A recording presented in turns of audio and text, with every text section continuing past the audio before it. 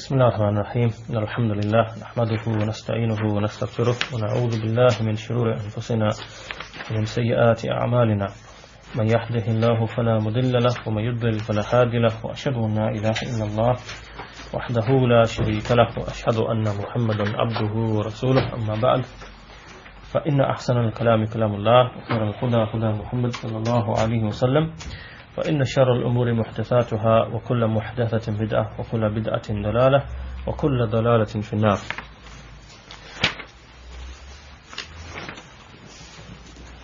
To continue then with this work of Shaykh al-Islam Muhammed Ibn Abdul Wahaab on the subject of At-Taghut.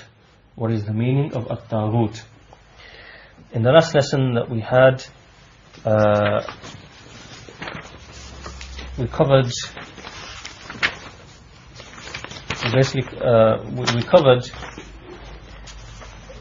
the part where Shaykh al-Islam Muhammad Ibn Abdul Wahaab, he basically explained what comprises a person's iman, what basically comprises a person's iman, and he based it upon a verse or a number of verses, the first of which is in Surah Al-Baqarah, the ayah after Ayatul Kursi: whoever disbelieves in At-Taghut and believes in Allah, فَمَنْ يَكْفُرْ بِالطَّاغُوتِ وَيُؤْمِنْ بِاللَّهِ فَقَدْ اسْتَمْسَكَ بِالْعُرْوَةِ الْوُثْقَى. And also another verse in Surah An-Nahl, 16th Surah, verse 36, in which Allah mentions how He sent to every nation a messenger with this command: أَنْ يَعْبُدُوا اللَّهَ وَاجْتَنِبُوا الطَّاغُوتِ, that you should worship Allah alone and avoid or shun the false gods. So basically what the Shaykh explained here is that if you look at these two verses, there are two things which are mentioned or which are required. First of all, disbelief in At-Taghut, and secondly, belief in Allah. And in the second verse, to worship Allah alone and to avoid all false gods. And these two verses are similar in meaning. And the Shaykh also explained how, if you look at these two verses, basically they comprise or they include the meaning of the kalimah La ilaha illallah. So when we say La ilaha, there is no ilah, this is a negation of anything having any right to be worshipped. And when we say illallah, this is an affirmation for Allah. So this is similar in meaning to the two verses. After this, the Shaykh went on to explain something very important, which is to actually understand what does it mean to disbelieve in At-Taghut. It's fair enough a person saying that I reject all of the Taghut, but what does this actually mean, and what does it actually entail? So the Shaykh, and this is Shaykh al-Islam Muhammad Ibn Abdul Wahaab, in his text, he explained the characteristics. So he said that the attribute or the description of disbelieving in At-Taghut is as follows. Then he mentioned 4 or 5 things. So he said, first of all, that you disbelieve, that you believe in the falsehood of anyone besides Allah being worshipped. Right? So in your heart, there has to be a belief that anything or anyone who is being worshipped besides Allah, that worship is batil, is falsehood. It's upon falsehood. It's falsehood and it's upon falsehood. That's the first thing which is part of disbelieving in At-Taghut. The second thing is that you abandon it, that you abandon it, and that you leave it. Because sometimes there are people who know it's false, but they continue in worshipping that, in worshipping falsely for whatever reason, for wealth, for position, for fear of the tribe, or whatever. There are people like that. So firstly, you believe in the falsehood of that worship. Secondly, you have to abandon it. Thirdly, that you hate it. That you hate it. And this is also an important part of disbelieving in At-Taghut, a very essential element of disbelieving in At-Taghut, that you hate, that you dislike it, that you hate the actual worship that is being given, the worship that's being given, and you hate the person who's performing that worship of those things besides Allah. Fourthly, that you declare those people who fall into it as disbelievers, that you treat them and you believe them as being disbelievers. And fifthly, that you have enmity towards them. That you show enmity towards them. So when Allah says, فَمَنْ يَكْفُرْ بِالطَّاغُوتِ and when we disbelieve in Allah, when Allah says, وَاجْتَنِبُوا الطَّاغُوتِ and avoid false gods. What does it mean? It comprises these 5 affairs. That you believe that any worship given to other than Allah is falsehood, that you abandon it, that you hate it, that you hate that is being done, that you declare as disbelievers those who fall into it, and that you show enmity towards them. And then on the other hand, what does having iman in Allah, what does that entail? To have iman in Allah, or what does that entail? Then the Shaykh explained, he gave again a number of characteristics that form or are part of this believing in Allah, and they are as follows, as the Shaykh explained in the main text. It means that you believe, that you have this belief in your heart that Allah alone is the true ilah, the only one worthy of being worshipped, as opposed to everything and anything besides Him. Right? So you have this belief in your heart.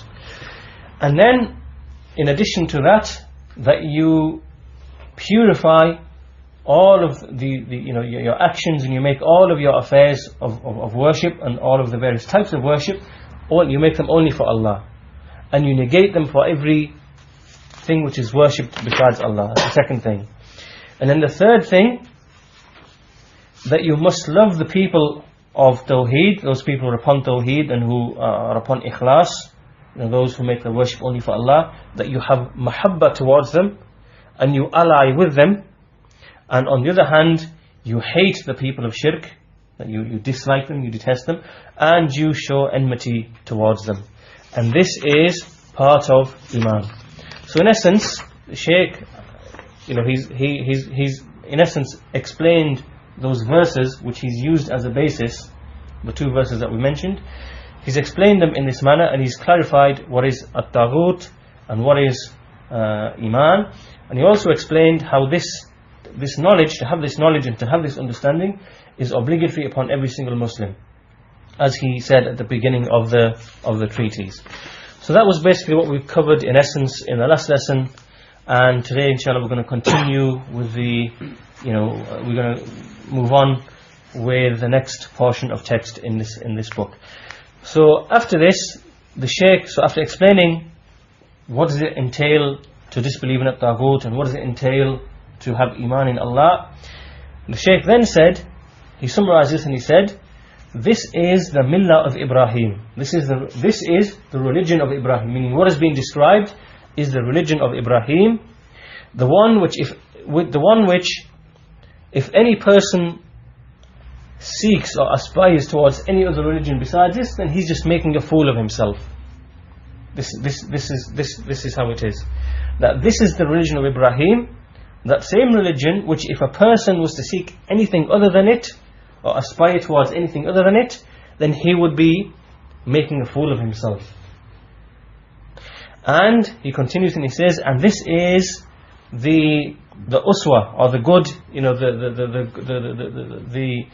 the good model, or the good way of behavior, which Allah has informed about in His statement when Allah said, قَدْ كَانَتْ لَكُمْ أُسْوَةٌ حَسَنَةٌ في إبراهيم والذين معه إذ قالوا لقومهم إنا براء منكم ومما تعبدون من دون الله كفرنا بكم وبدا بيننا وبينكم العداوة والبغضاء أبدا حتى تؤمنوا بالله وحده.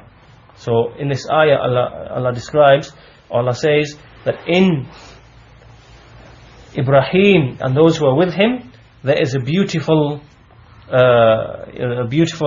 like model, if you like, or a beautiful way of behavior for you. When they said to their people, verily, we are free and innocent from you and from whatever you worship besides Allah. We have disbelieved in you, and there has occurred between us and between you enmity and hatred, enmity and dislike for forever, unless or until you believe in Allah alone.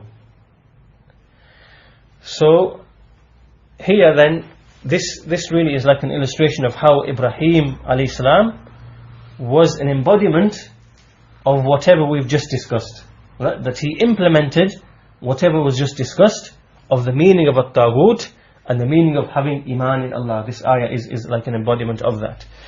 And then the Shaykh Salih al-Fawzaan, he comments upon these two paragraphs, he comments upon this, and he says that Allah, the Mighty and Majestic, He sent His Prophet Muhammad ﷺ with the same religion of Ibrahim ﷺ. And what is this religion? This is to single out Allah with worship and to abandon everything which is worship besides Him, and to have hatred for the sake of Allah and to love for the sake of Allah. It includes these two elements, to love and to hate for the sake of Allah.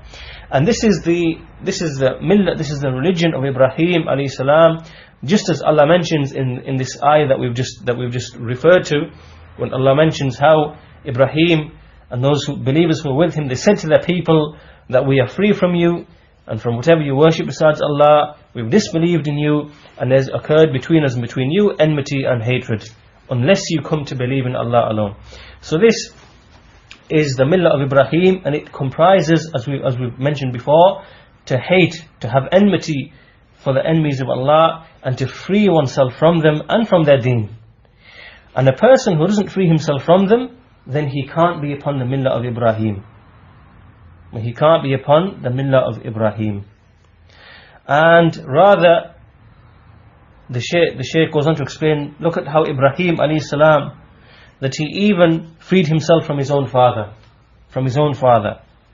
As Allah says, فَلَمَّا تَبَيَّنَ لَهُ أَنَّهُ عَدُوٌ لِلَّهِ تَبَرَّأَ مِنْهُ إِنَّ إِبْرَاهِيمَ لَأَوَّاهٌ حَلِيمٌ. So here Allah says that when it became clear to him, meaning to Ibrahim, that his father is an enemy to Allah, then he freed himself from him. He declared himself free from him to the end of the verse. This is Surah At-Tawbah, the 9th Surah, verse 114, and the verse prior to this was Surah Al-Mumtah, the 58th Surah, or Surah the 60th Surah, verse number 4. The verse in which it mentions how Ibrahim freed himself from his people, from from his people who worship other than Allah. So basically, the Shaykh says that this therefore is the religion of Ibrahim, which is to hate for the sake of Allah and to dislike, or to love for the sake of Allah, to love and to hate for the sake of Allah. So basically, the point being that it's not sufficient that a person just believe in the falsity of worshipping other things besides Allah. So it's sufficient that he just abandon worship other things besides Allah. Rather, on top of that, he must have love and hate for the sake of Allah. That he loves the believers, those people are upon Tawheed, and he allies with them, and he sides with them, and that he hates those who worship other than Allah. He hates them, and he frees himself from them, and he has enmity towards them. Then the Shaykh explains the meaning of al-uswa, because in this ayah Allah said, قَدْ قَانَتْ لَكُمْ أُسْوَةٌ حَسَنَةٌ, that there was for you an uswa, a good uswa. What does it mean, uswa? What does al-uswa mean? The uswa means qudwa. Qudwa meaning like someone, like a role model, or someone who's to be followed, someone who's to be imitated, someone who's like a model in his behavior. And at the beginning of the surah, if you look at the beginning of the surah, this same surah, at the beginning of the surah, Allah begins by saying, O you who believe, Ya ayyuhalladhina amanu, La tattakhidhu aduwi wa aduwakum awliya, do not take my enemy and your enemy as friends and protectors. Tulquna ilayhim bil mawadda, wa qad kafaru bima ja'akum min al haqq. That meaning that you people, you show some kind of affection towards them, despite the fact that they have disbelieved in whatever has come to you of the truth. يُخْرِجُونَ الرَّسُولَ وَإِيَّاكُمْ أَن تُؤْمِنُوا بِاللَّهِ رَبِّكُمْ. And these people, they expel the messenger and they expel you for the reason that you believed in Allah, your Lord. Then the verse continues. The verse continues, and at the end of the verse, towards the end of the verse, Allah says that you تُصِرُّونَ إِلَيْهِمْ بِالْمَوَدَّةِ وَأَنَا أَعْلَمُ بِمَا أَخْفَيْتُمْ وَمَا أَعْلَنْتُمْ. That you people, that you kind of show some kind of affection towards these people, and I am most knowledgeable of what you conceal and what you reveal. وَمَنْ يَفْعَلْهُ مِنْكُمْ فَقَدْ ضَلَّ سَوَاءَ السَّبِيلِ. And whoever does this amongst you, then he has gone astray from the path. And then this was at the beginning of the passage, and then this continues right to verse number 4. So from the beginning of the surah right to verse number 4, which was the verse that we looked at earlier concerning Ibrahim and his people. This whole passage, basically this whole passage, the Shaykh explains, it contains Tawheed. It comprises Tawheed in the sense that we've already discussed previously, that this is to worship Allah alone, and it is also to disbelieve in at-taghut, and it is also to free oneself from at-taghut, and basically whatever is found in this verse from the actions of Ibrahim alayhi salam. So the Shaykh says that this is what it means to disbelieve in at-taghut. It's not sufficient that you just say with your lips that I disbelieve in at-taghut, but at the same time you're not implementing in your actions, and you're not believing in your heart the things that you should be believing. This is not sufficient. Rather, there's something that goes beyond that, which is in your actions and in your love and in your hate and so on and so forth. And this illustration of Ibrahim is an illustration which helps us to understand what is meant by disbelieving in at-taghut and believing in Allah. Then after this introduction, the Shaykh then goes on to give again another definition of at-taghut. So he says, وَالتَّاغُوتُ عَامٌ وَالتَّاغُوتُ عَامٌ. That at-taghut, and this is the words of Shaykh al-Islam Muhammed Ibn Abdul Wahaab, that at-taghut is general. This is a general thing. That at-taghut, a false god, this idea of that which is worshipped falsely, is something which is am. Right? This applies to everything which is worshipped besides Allah, and who is pleased with that worship, whether it be someone who's worshipped, given ibadah, or whether it's someone who is matbu', meaning someone who is followed, or someone who is muta', someone who is obeyed in other than the obedience of Allah and His Messenger, then that is a taghut. So basically the Shaykh here is given a definition. The definition is that anything or anyone who is worshipped besides Allah, so anything which is worshipped besides Allah, or anyone who is worshipped besides Allah and he's pleased with that worship, he's pleased with that worship. So remember, this would exclude the prophets and the righteous. Why? Because the prophets and righteous are not pleased that they should be worshipped. Even though the people worship them besides Allah, they themselves are not pleased that they should be worshipped. Isa alayhi salam is not pleased that he should be worshipped. And the righteous people, the pious people who are upon Tawheed, they're not pleased that they should be worshipped. So basically this definition excludes those righteous people or the prophets or the messengers who are worshipped besides Allah. So the definition is anything or anyone who is worshipped besides Allah and is pleased with that worship. From those things which are either worshipped, meaning given ibadah, or who are followed, they are given ittiba', they are followed, or they are obeyed in other than the obedience to Allah and the Messenger, then that is considered a taghut. That is considered a taghut. So then the Shaykh Salih al-Fawzaan, he comments upon this definition here, and he says that everything which is worshipped besides Allah and is pleased with that worship, then that thing or that person is called taghut. And taghut, as we've discussed before, it comes from the word at-tughyan, and the meaning of at-tughyan is to transgress the limit, to go past and beyond the limit which has been, which has been set. So, for example, to give an example of anything which is ma'bud, there were three things that were mentioned in this definition. Anything which is ma'bud, meaning worshipped, anything which is matbu', which is followed, and anything which is muta', which is obeyed. Three things: to be given ibadah, or to be followed, or to be obeyed. So as for that which is ma'bud besides Allah, then for example, things like idols and statues, and even like people, individuals who are worshipped with that, when they are given, when worship is directed towards them, like for example they are called upon, or they are prostrated to, or they are called upon in times of need, or they are sacrificed to, or an oath is made to, upon them or for them, and things like this, where the affairs of worship are directed towards them. Or for example, someone who is matbu', one who is followed in other than the obedience to Allah. For example, those who follow the kuffar, in their ways and behaviors, and in their habits and so on and so forth. Or those who follow the people of misguidance.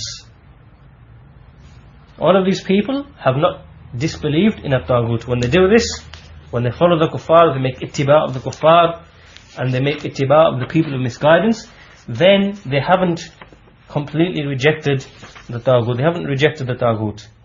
Rather, what is obligatory upon such people is that they make ittiba of the Messenger ﷺ.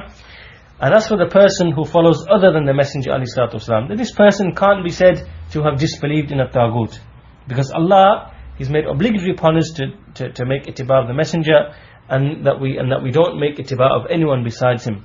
So to illustrate, those people who make that which is halal to be haram, and who make that which is halal to be haram, these people, it's obligatory upon us that we disobey them and that we don't obey them. We don't obey anyone except Allah, the Mighty and Majestic. And if there were people who were to make ittiba of these people who make the halal haram and haram halal, then that would be considered a taghut. So we don't obey such people. We only obey Allah. And this is why the Prophet ﷺ said that there is no obedience to the creation in disobedience to the Creator. There is no obedience to the creation in that which is disobedience to the Creator. So it's not permissible for us that we obey anyone from the creation except in that which contains obedience to Allah. If he was someone who obeys Allah, we obey him. And if he commands us to disobey Allah, then we disobey him and we don't agree with him. Okay, after this, the Shaykh then goes on to explain that the tawaghit, which is the plural of taghut, are many. There are many indeed. But the heads of them are 5. The heads of them are 5 in number. So the taghut, there are many taghuts. Many things which would fall under the definition of taghut. Many things that would be considered to be taghut. However, here the heads of the taghut are considered to be 5 in number. So from the first of them is ash-shaytan, al-awwal ash-shaytan ad-da'i ila ibadati ghayrillah. The first of them is ash-shaytan, who is a caller to the worship of other than Allah. Who is a caller to the worship of other than Allah. And what is the evidence for this? The evidence for this is the saying of Allah subhanahu wa ta'ala, Alam a'had ilaykum ya bani Adama alla ta'budu shaytan innahu lakum aduwwun mubin. This is Surah Yasin, Surah number 36, verse number 60. In this verse, Allah subhanahu wa ta'ala says that did I not enjoin upon you, O children of Adam, that you do not worship shaitan, that you don't worship shaitan. Verily he is to you a clear enemy, an avowed, a clear enemy. Okay, so the Shaykh comments upon this and he says, first of all concerning the statement of the Shaykh that the taghut are many, that there are many taghuts, then the Shaykh says that everyone who departs from the obedience to Allah, then he is a taghut. And if we reflect upon this, this means that there's no limit to what can be considered a taghut, that we can't really fully comprehend or be comprehensive and say what is or what is not a taghut. Why? Because the definition is open, it's general. Anyone who departs from the obedience to Allah, then he can be considered to be a taghut. However, the heads of them, like the principal, the chiefs or the heads of them, are 5 in number. So as for the first that the Shaykh mentioned is a shaitan. Why? Because the asl of all of the false gods, or the foundation of all of the false gods, that is shaitan himself. And similarly, just like the shaitan is a taghut, then similarly there are amongst mankind, there are many false gods. People who are like him. The shayateen amongst the mankind. These are those people who beautify to the people the worship of other than Allah. They beautify it. And then they label this worship of other than Allah, they give it beautiful names or deceptive names. They try to give this ibadah, this worship that is given to other than Allah, they give it other names. So these people, they make it permissible for the people to sacrifice to other than Allah, to make oath to other than Allah, to seek aid in times of hardship and calamity from other than Allah, to call upon the dead. So they make all of this permissible and they encourage the people with it, and then they give it other names. They give it other names, to basically deceive the people into thinking that this is from the deen and this is from ibadah and so on and so forth. So all of these people are considered to be tawaghit. Those people who call to this and justify it, all of them are considered to be false gods. And as for the worship of a shaitan, that when Allah says in this ayah, did I not enjoin upon you, O children of Adam, that you do not worship shaitan? In this ayah, Allah used the word Allah ta'budu, that you do not worship. But this here in this ayah, as the Shaykh explains, that what is meant here, what is meant by ibadah here, it actually means obedience. Ta'ah, it means obedience. Because we don't find people, who prostrate to the shaitan, who call upon the shaitan, in times of need. People don't do that. And this shows that ibadah includes obedience. Why? Because Allah used the word ta'budu. Did I not enjoin upon you that you do not worship the shaitan? So this means, but what is actually meant is that you do not obey shaitan. So this shows that obedience, at-ta'ah, is from ibadah. So the worshipping shaitan means that you obey him. So whoever obeys him, then he has in fact worshipped him. Right? He has worshipped him when he obeys him. And as for this worship, worship,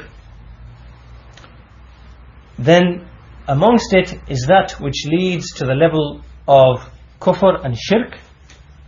Right? It makes a person fall into the level of kufr and shirk.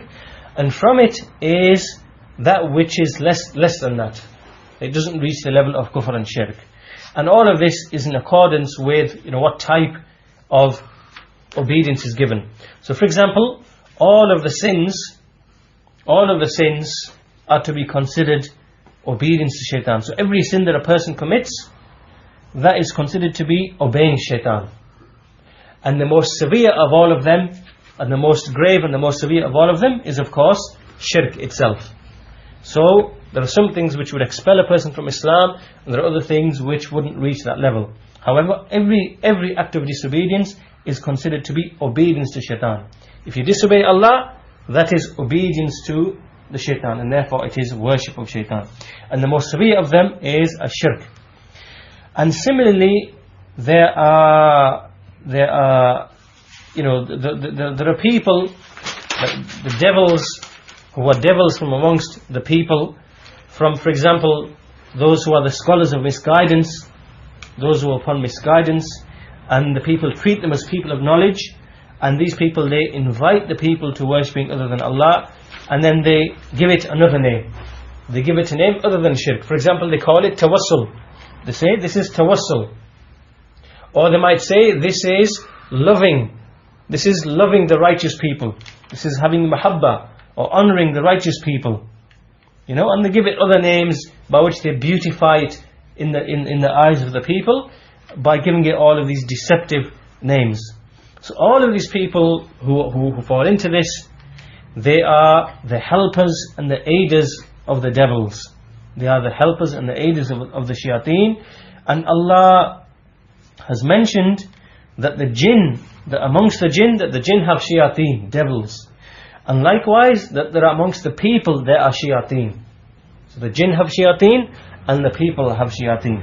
As Allah says, shayateen al-insi wal-jinni yuhi ba'duhum ila ba'din zukhruf al-qawli ghurura.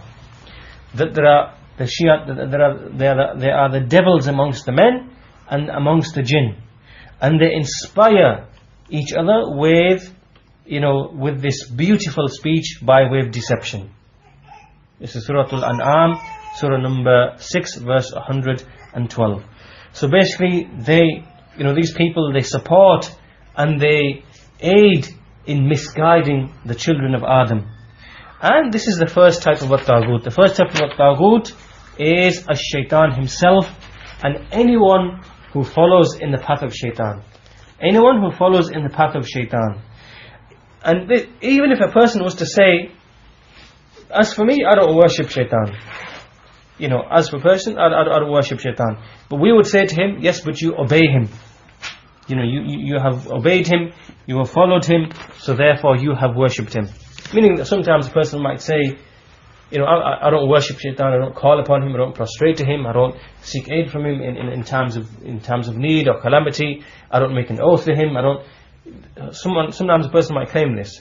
But as we've seen, that obedience itself is also from worship. So even if a person negates that he makes ibadah of him, then we say, but you've obeyed him, you obey him in these affairs, and if you've obeyed him and followed him, then you have indeed worshipped him, whether you like it or whether you don't. As a person can only be said to not worship shaitan when he opposes him, when he opposes a shaitan, and he disobeys this shaitan, and he doesn't follow him in anything. This is the person who can be said to have not worshipped shaitan. And then the Shaykh finishes by saying, sometimes this ibadah, the worship of a shaitan, sometimes it can reach the level of kufr, this disbelief which expels a person from Islam, which expels from the person from the religion, and sometimes it can be less than this. However, irrespective of which one it is, all of it can be said to be obedience to shaitan himself. That's the end of the first taghut. Inshallah, we'll stop the lesson there for today, and we'll continue next week, inshallah, and we'll cover the second and the third, and possibly even the fourth types or forms of at-taghut. Shall we stop there for today? Barakallahu feekum. Jazakallahu khair. Assalamu alaikum wa rahmatullahi.